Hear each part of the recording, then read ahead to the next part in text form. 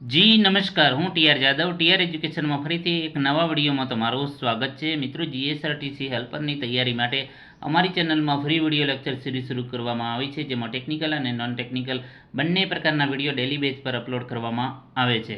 તો મિત્રો, જેમાં 100+ વિડીયો અપલોડ કરેલા છે, તો તેની પીડીએફ પણ તમને ફ્રીમાં મળી જશે.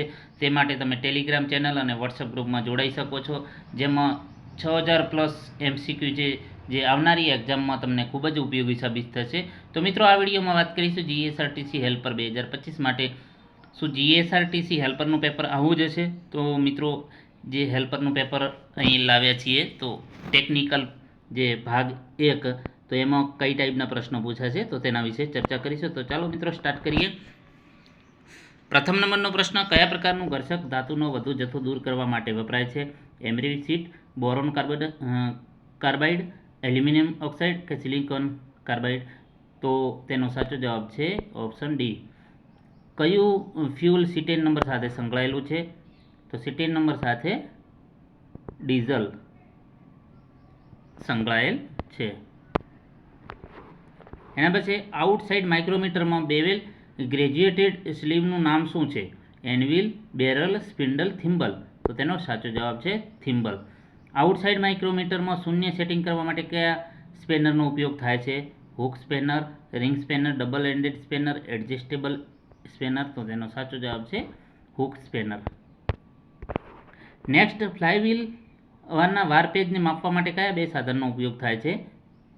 છરી લાકડાનું પાટિયું, સ્ટીલની ફૂટપટ્ટી, મેટલ સીમ લાકડાનું પાટિયું, મેટલ શીટ, સ્ટ્રેટ એજ, ફિલર ગેજ? તો તેનો સાચો જવાબ છે ઓપ્શન ડી. નેક્સ્ટ, બેટરીની ક્ષમતા કઈ રીતે દર્શાવવામાં આવે છે? મોસ્ટ આઈએમપી પ્રશ્ન, વારે પ્રશ્ન પૂછાય છે. તો તેનો સાચો જવાબ છે એમ્પિયર અવર રેટિંગ. હાઇડ્રોમીટરના ફ્લોટિંગ લેવલ વડે બેટરી ચાર્જિંગનો દર કેટલો દર્શાવે છે? તો તેનો સાચો જવાબ છે ફૂલ ચાર્જ દર્શાવે છે. ડાયનેમો કઈ પરિસ્થિતિમાં બેટરીને ચાર્જ કરે છે? તો ડાયનેમો હાઈ એન્જિન સ્પીડ પરિસ્થિતિમાં બેટરીને ચાર્જ કરે છે. ટાયરમાં હવા માટે કયો ગેજ વપરાય છે? તો ટાયરમાં હવા માટે પ્રેશર ગેજ વપરાય છે. કોમ્યુટેટરનો રનઆઉટ ચેક કરવા માટે કયા સાધન વપરાય છે? તો તેનો સાચો જવાબ છે ડાયલ ગેજ વપરાય છે. નેક્સ્ટ, ગેસ ટર્બાઇન ક્યાં વપરાય છે? તો ગેસ ટર્બાઇન જે છે એરક્રાફ્ટમાં વાપરવામાં આવે છે. ઉત્સર્જન નિયંત્રણ પ્રણાલીમાં EGRનું ટૂંકું નામ શું છે? તો exhaust gas રિસર્ક્યુલેશન.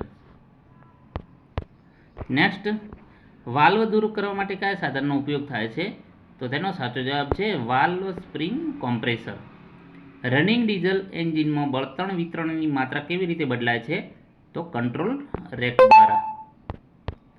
Next, diesel machine handle કરવા માટે કઈ સલામતી સાવચેતી રાખવી જોઈએ? ડીઝલ મશીન હેન્ડલ કરવા માટે કઈ સલામતી? તો ફરતા ભાગોમાંથી સેફગાર્ડ દૂર કરવા. વર્કશોપમાં કયા પ્રકારના યાંત્રિક જોખમો રહેલા છે? તો તેનો સાચો જવાબ છે અનગાર્ડ મશીનરી. કમ્પોનન્ટમાં અંદરની બાજુ આટા પાડવા માટે કયું ટૂલ વપરાય છે? તો ટેપ. બહારની બાજુ માટે ડાય વપરાય છે. મશીન ઉપર ડ્રીલનો કયો ભાગ ફિટ કરવામાં આવે છે? તો શેક. ફ્લાયવ્હીલ પર મળતા પાવરને ખાલી જગ્યા કહે છે? તો BHP, brake horse power. Next, ફ્યુલનું અપૂર્ણ કમ્બશન શેના લીધે થાય છે? ખોટું ઇન્જેક્શન ટાઈમિંગ, ખામીયુક્ત ઇન્જેક્ટર, ખામીયુક્ત FIP? તો તેનો સાચો જવાબ છે ઉપરોક્ત તમામ. નેક્સ્ટ, એન્જિન પર લગાવેલ ટર્બોચાર્જર ખાલી જગ્યામાં મદદરૂપ થાય છે? તો વધારે ફ્યુલ બર્ન કરવા માટે. ડિટોનેશનને લીધે શું થાય છે? તો એન્જિનમાં નોકિંગ સાઉન્ડ સંભળાય છે. લુબ્રિકન્ટનું મુખ્ય કાર્ય શું છે? તો સંપર્કમાં રહેલી બે મૂવિંગ સરફેસ વચ્ચે ઘર્ષણ ઘટાડે છે. ઓઇલ પંપ ખાલી જગ્યા પ્રકારના હોય છે? તો 4 પ્રકારના હોય છે. નેક્સ્ટ, પ્રેશર કેપમાં ખાલી જગ્યા હોય છે? તો માત્ર પ્રેશર વાલ્વ, વેક્યુમ વાલ્વ હોય છે. ઓપ્શન સી સાચો જવાબ છે. નેક્સ્ટ, પ્રેશર વગરનું વેલ્ડિંગ કયું છે? તો તેનો સાચો જવાબ છે આર્ક વેલ્ડિંગ. મોસ્ટ આઈએમપી પ્રશ્ન છે. કેપેસિટન્સનો એકમ શું છે? તો તેનો સાચો જવાબ છે ફેરાડે. મોસ્ટ આઈએમપી પ્રશ્ન મિત્રો વારે વારે પૂછાયેલો છે. લાકડામાં લાગેલી આગને કયા પ્રકારમાં સમાવેશ થાય છે? તો તેનો સાચો જવાબ છે ક્લાસ એમાં. નેક્સ્ટ, બેન્ચ વાઇસ બનાવવા માટે કયું મટીરિયલ વપરાય છે? તો તેનો સાચો જવાબ છે કાસ્ટ આયર્ન વપરાય છે. નેક્સ્ટ, ક્રેન્ક શાફ્ટ પુલીને દૂર કરવા માટે કયા સાધનનો ઉપયોગ થાય છે? તો તેનો સાચો જવાબ છે પુલર. નેક્સ્ટ, સિલિકોન એ શું છે? તો સિલિકોન એ સેમિકન્ડક્ટર છે, એટલે કે અર્ધવાહક.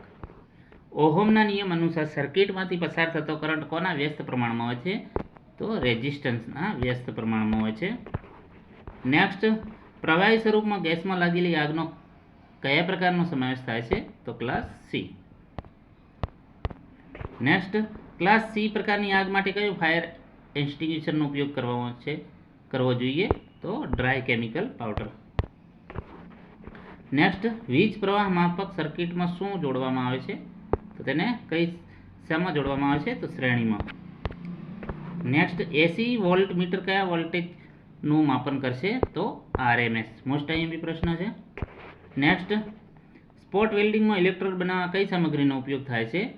તો તેનો સાચો જવાબ છે કોપર એલોય. બી સાચો જવાબ છે copper alloy electrodes. Next, spot વેલ્ડિંગમાં કયો ઇલેક્ટ્રોડ મૂવેબલ હોય છે? તો ઉપરનો. સી સાચો જવાબ છે, ઉપરનો ઇલેક્ટ્રોડ મૂવેબલ હોય છે. એનડીટીમાં દ્રશ્ય નિરીક્ષણમાં કેટલા તબક્કા છે? તો તેનો સાચો જવાબ છે 3 તબક્કા છે. ઓપ્શન બી સાચો જવાબ છે. નેક્સ્ટ, ખુલ્લા વાયર ઇલેક્ટ્રોડમાં કયા પ્રકારની ધ્રુવીયતા એટલે કે પોલારિટી વપરાય છે? તો સ્ટ્રેટ પોલારિટી વપરાય છે. નેક્સ્ટ, ગેસ વેલ્ડિંગમાં વપરાતા માઇલ્ડ સ્ટીલ ફિલર રોડ પર કોપર કોટિંગનો હેતુ શું છે? તો તેનો સાચો જવાબ છે રસ્ટ પ્રૂફ માટે. નેક્સ્ટ, વેલ્ડિંગમાં જોબની આસપાસ વેલ્ડ કેબલને વીંટાળવાનો હેતુ શું છે? તો આર્ક બ્લોને નિયંત્રિત કરવા માટે. નેક્સ્ટ, આગ લાગવા માટે 3 પરિબળો કયા છે? તો તેનો સાચો જવાબ છે બળતણ, ગરમી, ઓક્સિજન. બળતણ, ગરમી અને ઓક્સિજન. ડી સાચો જવાબ છે. નેક્સ્ટ, આર્ગન ગેસ સિલિન્ડરનો કલર કેવો હોય છે? મોસ્ટ આઈએમપી છે પ્રશ્ન. તો વાદળી. બેકફાયર કયા કારણોસર થાય છે? તો ગેસ પ્રેશરનું લો સેટિંગ, નોઝલ પીગળેલ પુલને સ્પર્શી જવી, નોઝલ ઓવરહીટિંગ. આપેલ તમામ. તો તેનો સાચો જવાબ છે આપેલ તમામ. નેક્સ્ટ, પિત્તળ એટલે કે બ્રાસ શેનું મિશ્રણ છે? તો તાંબુ અને જસતનું. ઓપ્શન બી સાચો જવાબ છે. નેક્સ્ટ, એસિટિલિન સિલિન્ડરનો કલર કેવો હોય છે? તો તેનો સાચો જવાબ છે મરૂન. નીચેનામાંથી કયું પરિબળ આગને મદદ કરતા નથી? તો તેનો સાચો જવાબ છે નાઇટ્રોજન. જ્યારે ફ્યુલ, ઓક્સિજન અને હીટ એ આગને અસર કરતા પરિબળ છે. એના પછી વાત કરીશું, અહીં જે સિમ્બોલ છે શું દર્શાવે છે? તો તેનો સાચો જવાબ છે ડબલ વી બટ વેલ્ડ. ઓપ્શન બી સાચો જવાબ છે. નેક્સ્ટ, આકૃતિમાં દર્શાવેલ સિમ્બોલ શું દર્શાવે છે?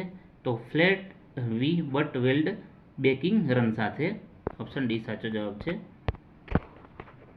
તો મિત્રો, આજે તમારી હેલ્પરની આવનારી એક્ઝામનો પેપર કઈ ટાઈપનું હશે તો તેના પ્રશ્નોની ચર્ચા કરી. જો વિડીયો પસંદ આવે તો લાઇક, શેર અને સબસ્ક્રાઈબ કરજો. અને મિત્રો, આપણે ટૂંક સમયમાં બીજો ભાગ જે નોન ટેકનિકલનો પણ લાવીશું. Thank you for watching this video.